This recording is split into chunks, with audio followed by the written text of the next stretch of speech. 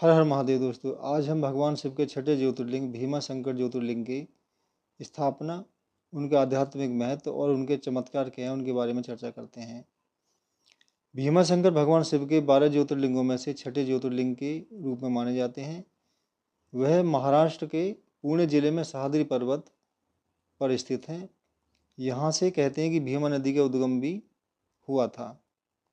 उनकी स्थापना एक पौराणिक कथाओं के अनुसार प्राचीन समय में भीम नाम का एक शक्तिशाली राक्षस था, जो कि कुंभकर्ण का पुत्र माना जाता था। उसने कठोर तप कर वरदान प्राप्त किया और देवताओं और ऋषियों को सताने लगा। उसने शिव भक्त राजा सुदाक्षण को भी बंदी बना लिया।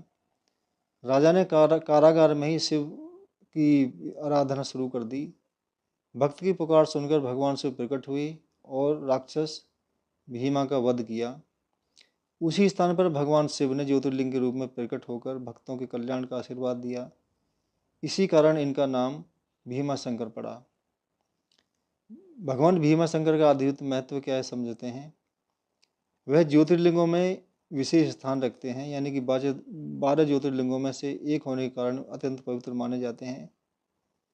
पापों का नाश करते हैं। यहाँ दर्शन और रुद्राभिषेक से पापों का क्षय होता है, नाश होता है। भीमा नदी का उद्गम, यह स्थान प्राकृतिक और आध्यात्मिक दोनों दृष्टि से महत्वपूर्ण है। माना जाता है कि यहीं से भीमा नदी का उद्गम हुआ था। शिव शक्ति का संगम, यहाँ भगवान शिव और माता पार्वती की विशेष पूजा होती है। विशेषकर महाशिवरात्रि पर यहाँ लाखों श्रद्धालु दर्शन करने आते हैं।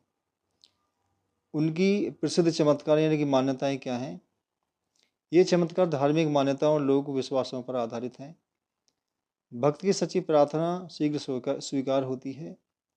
कठिन संकटों से मुक्ति मिलती है। संतान प्राप्ति और स्वास्थ्य लाभ की कामना पूरी होती है। मानसिक शांति और आध्यात्मिक उन्नति प्राप्त होती है।